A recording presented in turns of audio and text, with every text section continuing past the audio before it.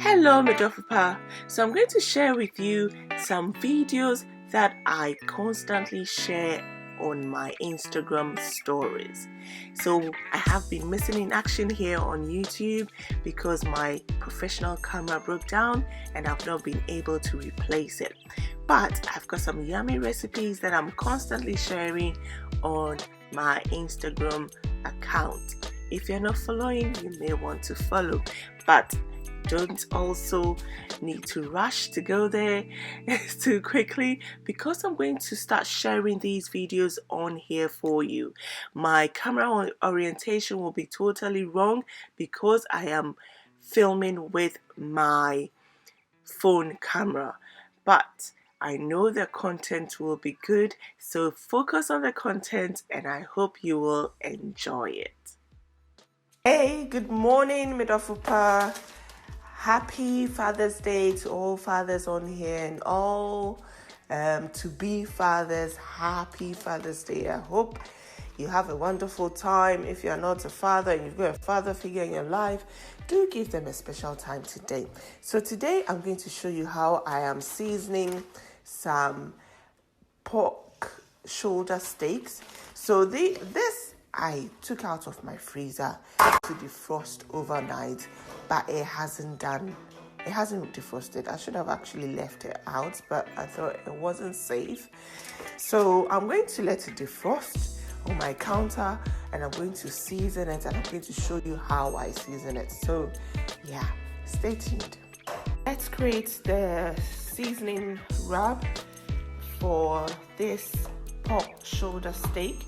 So in my bowl I've got some salt and I'm adding some oregano,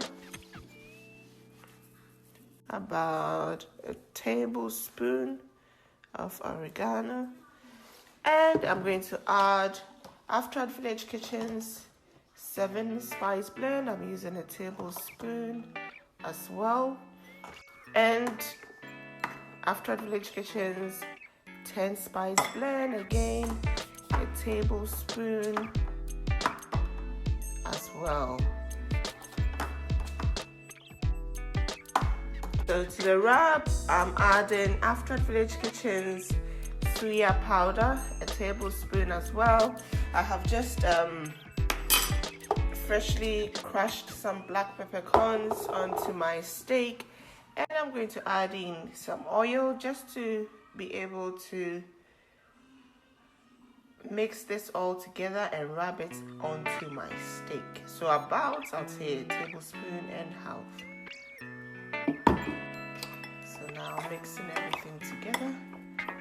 So I need a bit more oil to help it come into a nice smooth paste.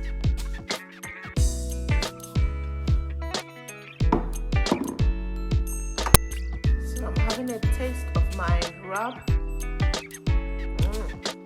Look at me licking my finger. So it's tasting good. So the Suya pepper is really coming in lovely. Steak, and let this season and defrost on my counter because the fridge is just taking too long to defrost it. So it's not going back in the fridge.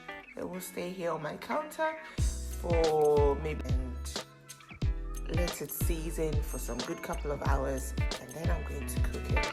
I'm going to serve this with some potato wedges, some salad, and Chinese pancakes, and some bread as well, some bread rolls that I bought. So I'm really making it nice and easy for me. I bought the already made it's a broccoli salad from Costco and some Costco bread rolls, and the only work I'm going to do is the potato wedges that I'm going to peel and make it from scratch. So, or maybe we'll have some fries. So we are about to make the steak. This is butter with garlic and rosemary, and that's what I'm going to use to cook the steak. So this is pork shoulder steak. So for the garlic butter, it was basically 3 cloves of garlic to 3 tablespoons of butter and about 2 sprigs of rosemary that I chopped up and mixed into the butter. And as the steak was cooking, I was just scooping up the butter over the steak so that the top bit is also cooking as well.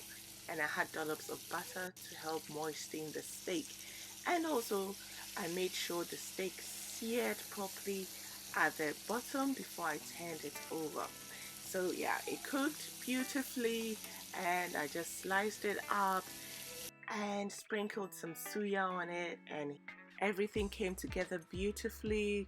The chips, the plantains, bread rolls, some cherries I had, some crispy dark pancakes, so easy, bought from the shops, shoved in the oven, it was ready.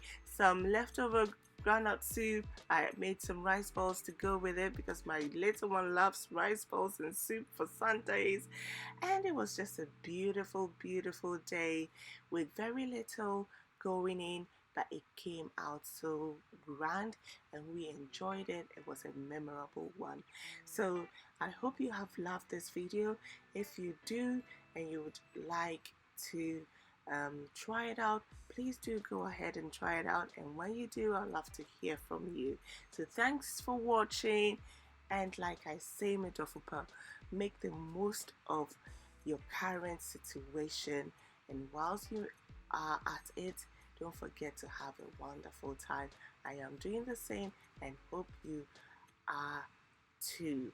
So this Father's Day card I bought from another black business owner. It's actually handmade. It was such a beautiful, simple card. Here are the details for it. If you want a personalized card, I'm sure she can make it for you. So reach out to her and make your purchase. Thank you for watching, and don't forget to subscribe, and most importantly, click on that notification button. Thank you. See you soon.